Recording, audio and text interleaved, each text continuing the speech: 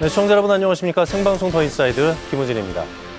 코로나19 장기화에 따라 의료 취약 지역의 농어촌 주민들이 보건소를 제때 이용할 수 없어 불편을 겪고 있습니다. 도내 보건진료소와 지소들이 방역 업무로 인해 진료를 축소하고 있기 때문인데요. 코로나로 공공의료의 중요성이 더욱 강조되고 있는 요즘 농어촌이 의료 사각지대로 전락하지 않기 위한 대책이 필요해 보입니다. 강원도의 오늘과 소통하는 시사 큐레이터 생방송 더 인사이드 시작하겠습니다.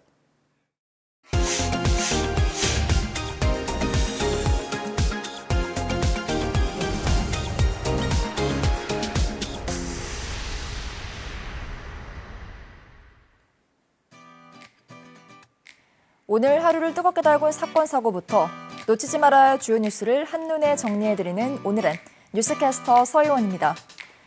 1인당 25만 원씩 받는 5차 재난지원금이 추석 전에 개시될 전망입니다. 가구 소득 하위 80%에게 지급되는 상생국민지원금은 1인 가구와 맞벌이 가구에 대한 특례 기준을 적용, 전 국민의 약 88%가 받게 될 계획인데요.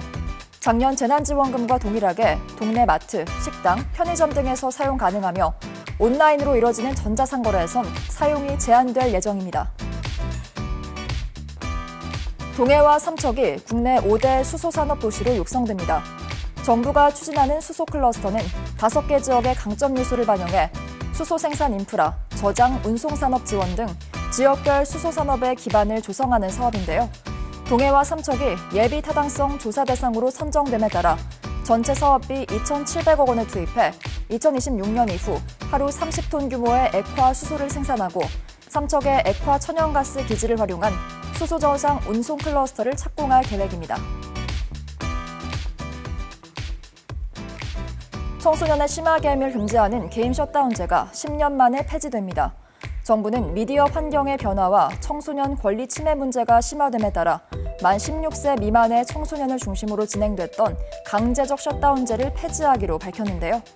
이에 따라 18세 미만 청소년과 법정 대리인이 원하는 시간대로 게임 이용 시간을 조절하는 게임 시간 선택제를 실시하고 청소년의 자기조절 능력 향상 교육을 확대, 상담, 치유 지원도 강화할 계획입니다. 추석 명절을 맞아 강원도 공식 온라인 쇼핑몰 강원마트에서 추석 선물 대전을 실시합니다. 이번 행사에서는 127개 강원마트 입점 기업들이 참여해 총 290개의 품목을 최대 60%까지 할인 판매할 예정인데요. 실속 선물 세트 기획전 등 다양한 특가 테마 기획전을 진행하고 다음 달 22일까지 소비자 맞춤형 상품을 제공할 계획입니다. 도내 고령화와 출생아 수 저하가 심각한 수준으로 접어들면서 지역 소멸에 대한 위기감이 커지고 있습니다. 지난해 강원도 내 출생아 수가 8,000명대를 넘지 못하면서 사상 최저치를 기록했는데요. 도내 평균 연령 역시 45.9세로 전국 평균 연령보다 2.7세 높은 것으로 알려졌습니다. 지방 소멸의 우려가 현실화됨에 따라 정부는 강원도를 비롯한 인구 소멸 지역에 대해 인구 감소 지역을 지정하고 다양한 지원책을 실시할 계획입니다. 지금까지 오늘은 뉴스캐스터 서희원이었습니다.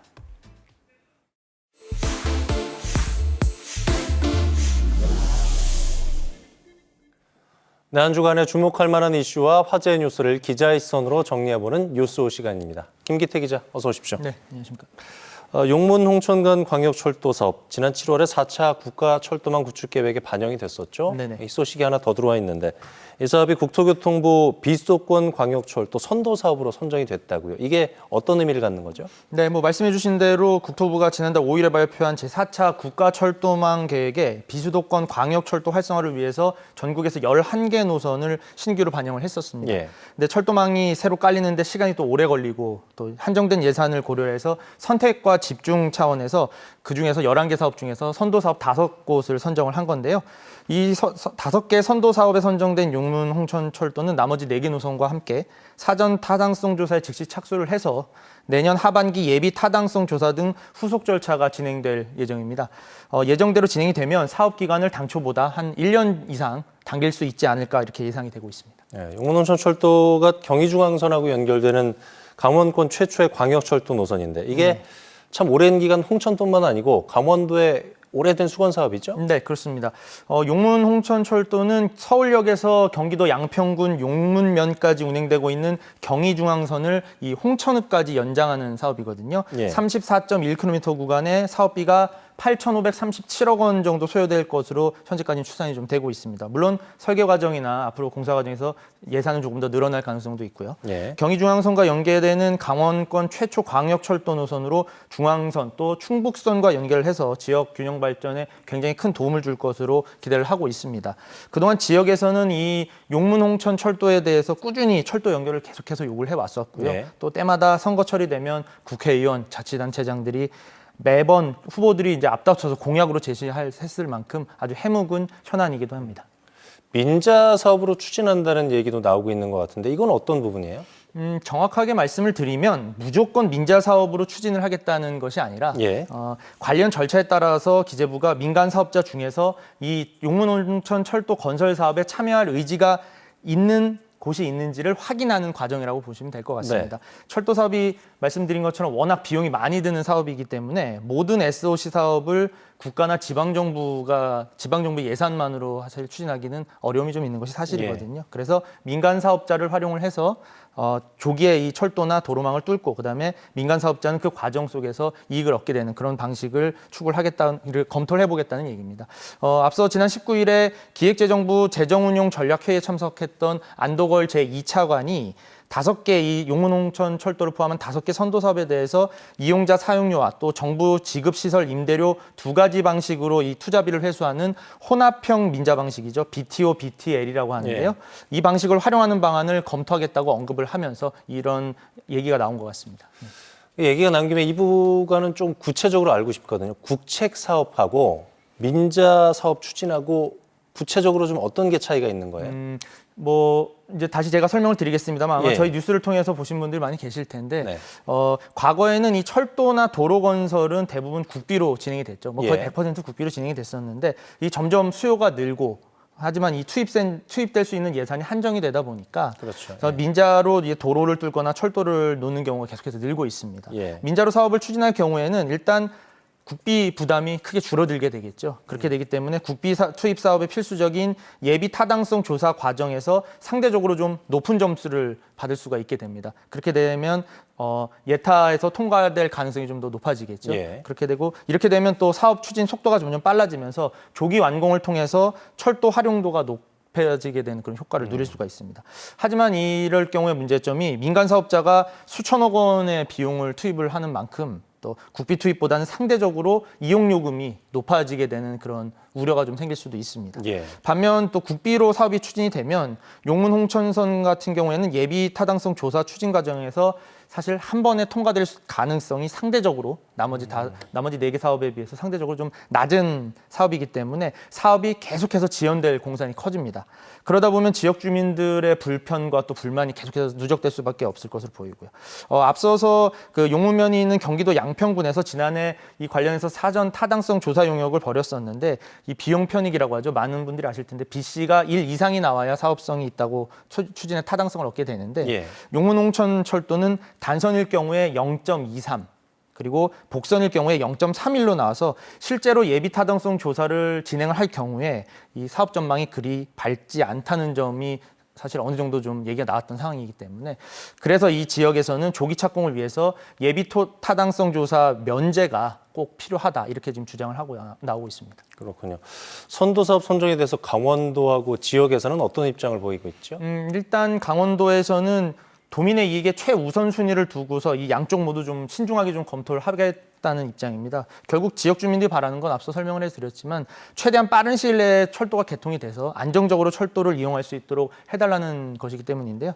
민자로 추진해서 개통이 빨라졌다고 해도 미시령 관통도로의 경우처럼 강원도의 재정 부담으로 강원도가 어느 정도 적자분을 보전해줘야 되거나 또 서울 춘천 고속도로처럼 처음부터 아주 비싼 통행료가 책정이 되게 된다면 결국 그 피해는 도민들에게 돌아오게 되기 때문입니다. 그렇다고 또 마냥 국비 반영만을 바라면서 예비 타당성 조사 통과 등에만 집중을 하면 앞서 설명드린 것처럼 예타 통과 가능성이 낮아지기 때문에 계속해서 사업이 후순위로 밀리게 되는 이런 악순환이 반복될 게 뻔하기 때문인데요.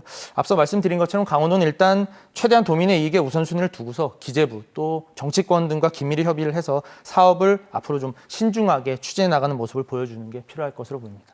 지역 균형 발전 차원에서 선도 사업으로 선정된 만큼 지역의 역량을 좀 모아야 될 시점이 아닌가라는 생각이 드네요. 김기태 기자 잘 들었습니다.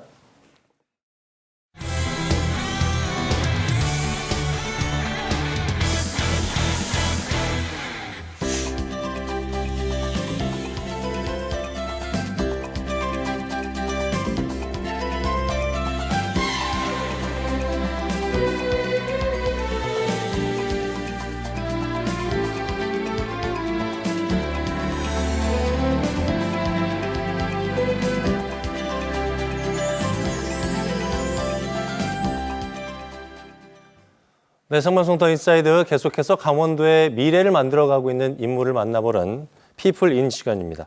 우리나라 마임의 1세대로 마임이라는 낯선 분야를 개척하면서 국내 마임 공연예술축제의 새로운 지평을 연 분을 오늘 스튜디오에 모셨습니다. 올해로 마임 인생 50주년을 맞은 유진규 마이미스트 자리하셨습니다. 안녕하십니까? 네, 안녕하세요. 반갑습니다. 먼저 축하 말씀 좀 드리겠습니다. 네, 어떤 좋은 일이 생겼습니다.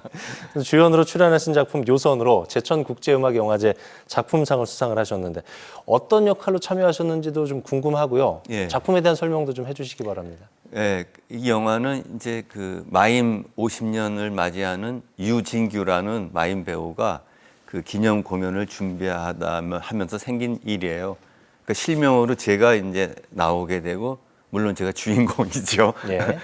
그리고 한 이제 예술가의 겉모습과 그 안에 이렇게 이제 있는 어떤 예술적인 본능이라고 그럴까? 어떤 그런 면과의 충돌. 그리고 그 사이에는 늘 공연을 같이 하는 여자 바이올린 연주자가 있습니다. 그러면서 이제 벌어지는 이야기고요. 특징은 반은 다큐고 반은 드라마인 특이한 형식을 가지고 있습니다. 네. 자, 마임과 함께 살아오신 지 50년이 됐습니다. 이번 수상이 더욱더 소회가 남다르실 것 같고 마임 예술가로서의 50년 남다른 소회가 있으실 것 같은데 어떠세요? 글쎄, 제가 올해는 이제 50년을 네. 이렇게 되돌아볼 수밖에 없게 됐어요. 또 여러 가지 제가 책도 냈지만 또 예술의 전당에서 초청 공연도 하게 되고 이러면서 50년의 길을 뒤돌아 보니까 제가 72년 20살 때 마임의 뜻을 정하고 한 길로 쭉 온 거는 맞더라고요. 예. 그러니까 우여곡절이 있었지만 흔들리지 않고 그리고 지금 이 자리에 서 있는 거죠. 그래서 그러한 모습, 그러니까 그러한 모습이 또 많은 사람들에게 저렇게 삶을 살아가는 사람도 있구나 그렇게 보여지고 저 자신은 이제 온 길과 또 이제 앞으로 가야 될 길이 있는데 앞으로 갈 길은 정해져 있지는 않잖아요. 예. 어디로 어떻게 가야 될까 이러면서 지금 멈춰서 돌아보고 있는 자리인 것 같습니다. 네. 코로나19 장기화 때문에 문화예술계에서 참 큰 타격을 받고 있고 또 마임 분야도 그렇지 않습니까? 현장에 가서 대면하면서 실제로 경험하고 봐야 이게 마임의 진가를 알아볼 수 있는 그런 분야 중에 하나인데 코로나 시기에 어떻게 지나고 계신지요? 사실 작년 초에 이제 코로나가 터지고 저희 모든 공연 스케줄이 다 취소가 됐죠. 처음엔 연기도 됐지만 결국 다 취소되고 사실 그렇게 되면 많은 예술이 똑같지만 생계가 앞날이 이제 암담한 예. 물론 예술가뿐만 아니라 이제 모든 국민들이 또 전 세계인이 똑같았지만 그런 속에서 나는 이제 그럼 예술가가 무엇을 어떻게 해야 될까라고 하는 고민이 다시 생겼어요. 그러니까 이렇게 극장이 폐쇄되고 관객이 없다고 공연 예술가가 공연을 못 해야 되느냐 예. 이런 이제 근원적인 질문을 다시 하면서 나름 이제 새로운 방향 또 새로운 어떤 대안을 이제 제시를 하게 된 거죠. 예. 또 그러한 것들이 이제 그 뭐 요선 시장을 통해서 보여진다던가 이렇게 이제 그 작업을 하게 됐습니다. 최근의 활동 보면은 춘천 요선동 일원에서 여러 가지 예술 활동과 공연을 하고 계시고요. 제천 국제음악영화제 수상작 이름도 요선이거든요. 동네를 배경으로 한 이런 예술 활동이 굉장히 인상적이에요. 사실 그 요선을 하려고 했던 건 아니고 예. 제가 이제 그 아까 얘기한 코로나를 맞이해서 모든 그 예술 활동들이 이제 그 중단된 상태에서 그 어떻게 하면은 이런 속에서도 공연 행위를 계속할 수 있을까라고 이제 고민하면서 예. 그 요선시장이라는 데가 그 옛날 그러니까 60년대, 70년대, 80년대까지도 아주 훌륭한 시장이었는데 지금은 거의 그 폐쇄 직전의 시장이에요. 예. 근데 이 모습이 그 요선시장의 지금 모습이 코로나로 공연을 하나도 못 하고 있는 내 모습과 같다.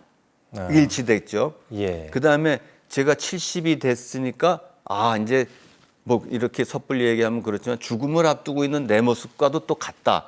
그래서 이러한 속에서 뭔가 그 코로나의 그 방역 지침이나 이런 거에 구애받지 않는 형태의 뭔가를 그 예술 행위를 만들어 보자 예. 하면서 이제 그 요선 시장 코로나 땡 동그랑 땡 뭐 이런 이름 또 요선 예술 시장 깔깔깔 뭐 삼부작 이런 이름이 재밌습니다만 하여튼 예.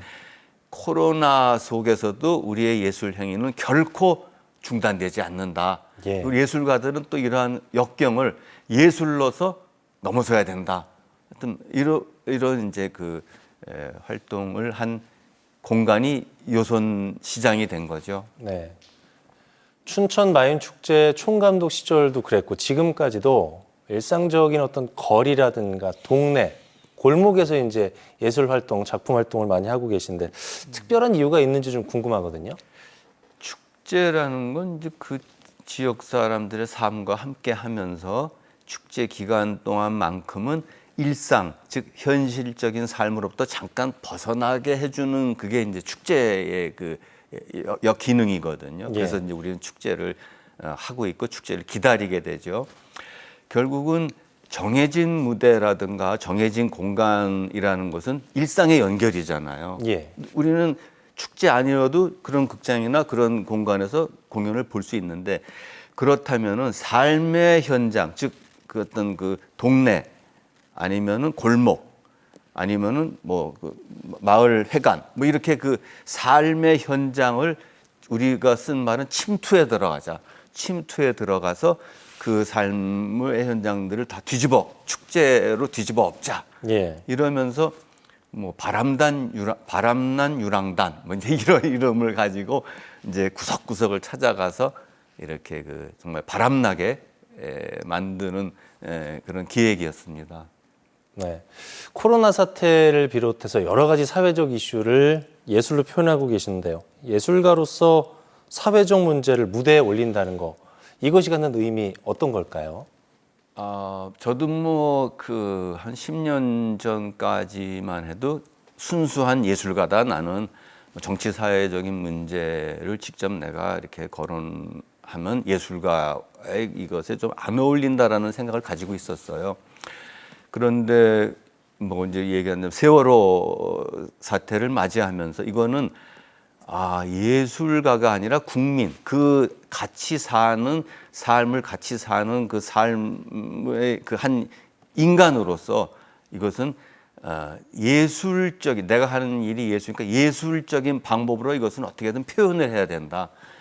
이게 시작이었고 결국 예술가도 그 시대에 그 동시대를 같이 살고 있기 때문에 그거를 예술로서 어떤지 표현해야 된다. 그래서 예를 들면 촛불 광장에서도 어떤 예술적인 행위를 했고 최근 들어서 하는 건 이제 중도의 그 레고랜드 문제도 늘 이거를 예술로서 어떻게 그 예술가적 양심으로 또 예술로 어떻게 함께하면서 이 문제점을 같이 공감하게 공유하게 할까 하게 노력을 하고 있습니다. 즉 예술가도 그 같이 그 시대에 그 사람들하고 같이 사는 한 인간의 불과하다. 예. 이런 정신일 수도 있겠죠.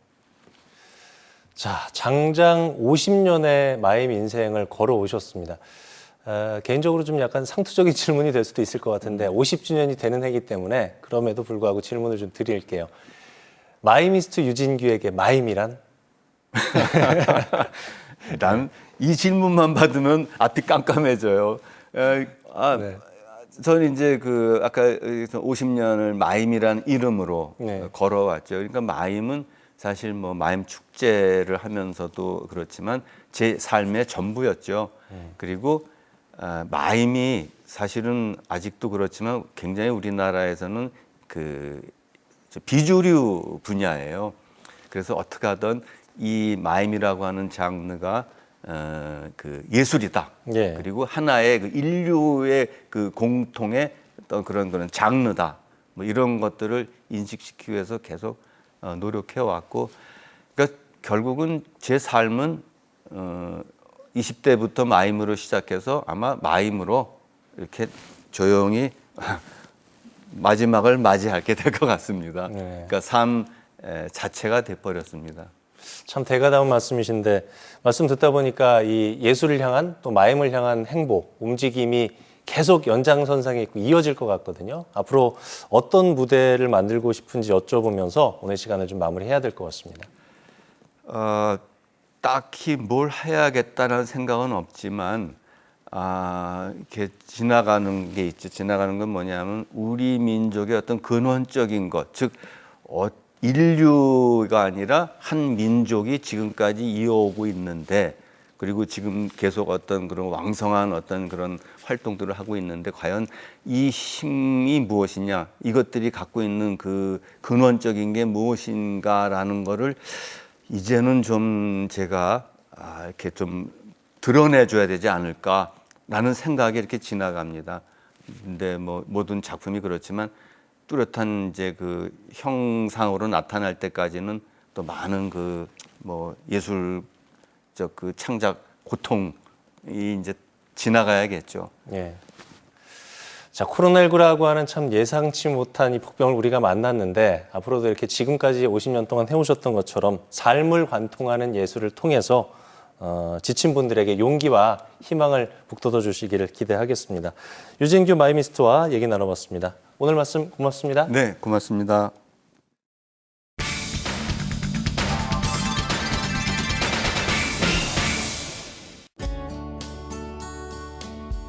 동해의 거친 바닷속을 누비는 강원 해녀를 알고 계신가요? 전 세계에서 한국과 일본에만 존재하는 해녀 문화는 유네스코에 등재된 가치 있는 문화유산인데요.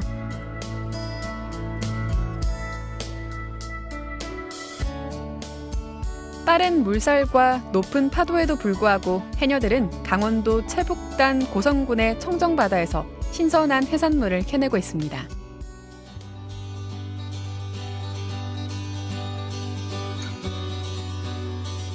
비가 오나 눈이 오나 평생을 함께 해온 바다는 식구들의 생계를 책임져준 삶의 터전인데요.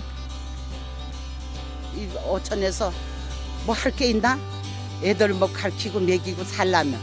그러니까 나 이 직업밖에 없으니까 나 이거 하게 되지. 오랫동안 바다를 품어온 해녀들은 고령화로 인해 그 수가 점차 감소하면서 큰 어려움을 겪고 있습니다. 이 옷이 특히 제주 해녀에 비해 인지도가 부족한 강원 해녀는 점차 그 명맥이 흐려지고 있습니다. 강원도 고성에는 특히 이 초도에는 지금 8분 정도 남아 계시거든요. 활동하시는 분은. 점점 고령화도 되고 어른들이시다 보니까 몸이 아프시니까 이제 그만두시는 분들도 계시고요. 젊은 사람들은 어렵다고 힘들다고 안 하려고 하잖아요. 저희 어머니 같은 경우도 저보고 하라는 얘기 안 하시거든요. 하지 말라 그래요. 너무 힘들다고. 전국 해녀 중 강원도 해녀는 불과 5%밖에 되지 않는데요. 하지만 이마저도 고된 일이라는 인식과 열악한 환경으로 인해서 그 수가 점차 감소하고 있습니다.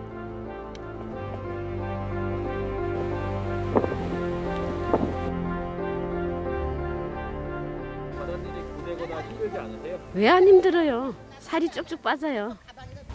맞아. 우리 나이면 이제 앞으로는 해녀도 많이 없어. 그래도 아직까지는 해녀가 이렇게 많으니까 보람을 느끼고 작업을 하지. 강원 해녀의 문화적 가치를 보존하기 위해 한국농어촌공사에서는 새로운 도전을 시작했는데요. 강원 해녀가 직접 채취한 돌미역 펀딩은 개설된 지 일주일 만에 2배가 넘는 목표액을 달성했습니다. 강원 고성의 해녀들은 제주 해녀들보다 인지도가 낮습니다. 게다가 고령화와 기후변화에 따른 해양 환경 변화로 생존마저 위협을 받고 있습니다. 해녀들의 경제 활동이 보장이 되어야 해녀 문화유산을 안정적으로 유지할 수 있는데 이를 위해서 유무형 자원을 활용한 수산품 상품화와 강원 해녀 문화유산을 연계한 고성 돌미역 KRC 크라우드 펀딩을 기획하게 됐습니다. 해녀들이 직접 채취한 돌미역은 따스한 햇볕에 자연 건조해 미역의 좋은 성분을 최대한으로 담아냈습니다. 동해안에 해녀가 있다는 걸 모르시는 분들이 되게 많은데 이 펀딩을 하면서 정말 많은 분들이 알게 되셨어요. 그래서 이 좋은 품질의 미역을 많이 알리게 돼서 정말 좋습니다. 예, 어서 오세요. 아이고, 돈 내서 오시느라고 고생이 많으시네. 선물을 가져. 이번 크라우드 펀딩에서는 맛과 영양까지 잡은 돌미역을 비롯해 강원도 해녀들의 특색 있는 이야기도 담아냈습니다.